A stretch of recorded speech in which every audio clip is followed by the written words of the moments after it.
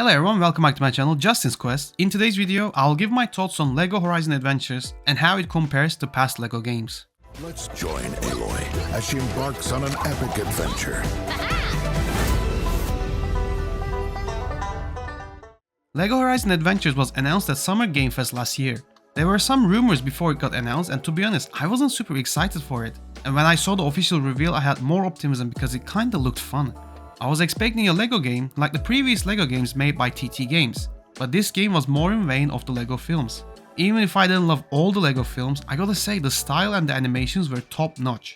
I wasn't expecting anything special from it. It is targeted for younger audiences after all. This was the first game from PlayStation Studios to be released on Nintendo Switch as well, so it was further proved to be more family friendly. Hey, don't get me wrong, family friendly games are fun. Just look at Zelda and Mario from Nintendo, Sackboy and Astrobot from PlayStation. I got this game on a discount and the reviews weren't that good, but I was still looking forward to playing. I played and finished it, and how is it? It's alright actually. Developed by Guerrilla Games and Studio Gobo, LEGO Horizon Adventures is an action-adventure game that retells the story of the first Horizon game, Horizon Zero Dawn, in LEGO style. The gameplay is super simple. Any character can jump, attack with their own unique weapon, and scan the environment. You cannot roll or dodge. If you want to dodge from incoming attacks, you either jump or run away. The gameplay got old real quick for me. It was too repetitive, lacking in depth, and it was bland. But strangely enough, once I played for a long gaming session, I got into the rhythm of the game. I was really enjoying myself. Even if it's simple, the game can get challenging at times as it throws a lot of enemies at you. The machines go down quick enough for it not to feel overwhelming, but like I said, it can get challenging at times.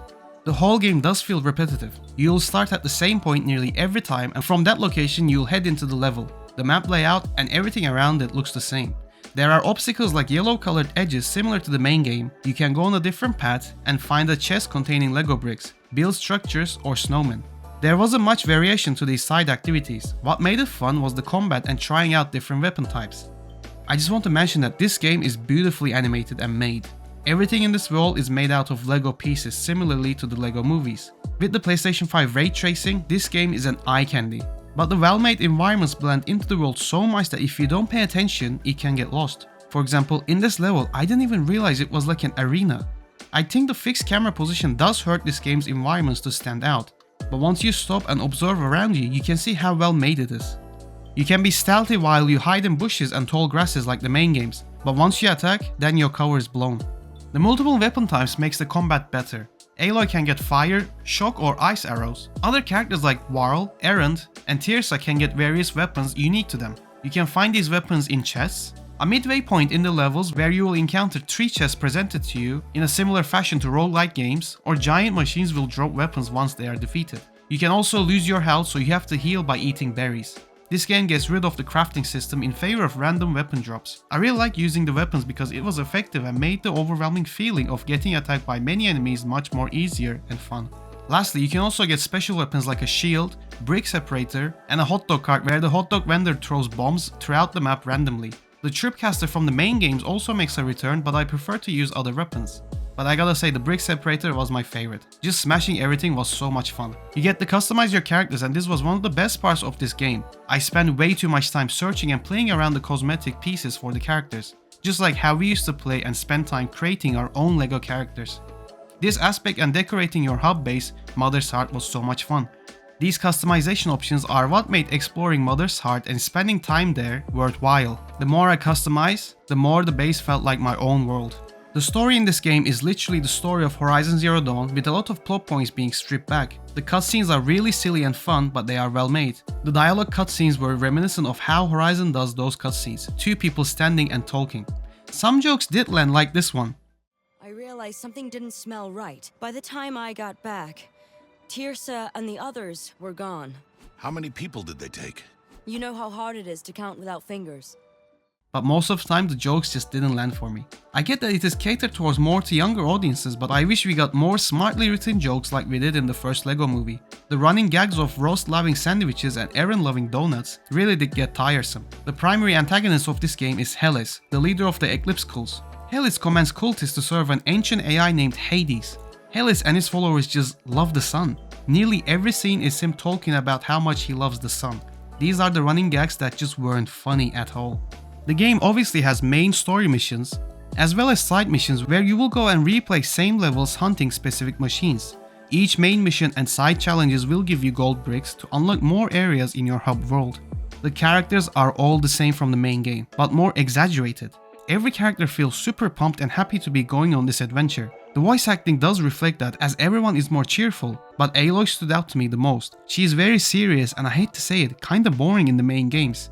But in this game, we get to see a side of Aloy we never saw before. Ashley Birch gets the voice her in a new light, and we see more character from Aloy than the first two games. You can play this game single player or co-op. Aloy can shoot arrows, and there are 3 other characters you can play as. Varl, who throws spears at enemies, Tirsa, another ranged character who throws random objects and they explode, and Erend, the only non-ranged character who uses a hammer to destroy everything. They all seemed fine and fun to play, but I always came back to playing as Aloy. Co-op is fun, some levels can be challenging, so playing with another person will make the experience better. But it can be played alone as well, that's how I played most of the time. So overall, this game is very fun to play once you get into the rhythm and the gameplay loop. It is a gorgeous game to look at, and I was surprised by how great the animations were. The whole stop motion effect is done so well. Like I mentioned before, there were a lot of things that just didn't work for me, especially the running gags. LEGO Horizon Adventures compared to other LEGO games does actually stand out. Previous LEGO games from TT Games has had big wins and big misses, but I feel like LEGO games such as LEGO Lord of the Rings, LEGO Batman and LEGO Star Wars games did put a high standard on how a LEGO game should play and feel like. I just wish we got a LEGO Uncharted game instead, to be honest. Sony is forgetting their other IPs, and that brings me to my biggest issue. My biggest problem is that overexposure of Horizon we got recently. In the span of 2 years we got 4 games and an expansion from this franchise. Horizon Forbidden West in 2022, Call of the Mountain VR game, and the Burning Shores DLC in 2023, Horizon Zero Dawn Remastered, and now LEGO Horizon Adventures in 2024.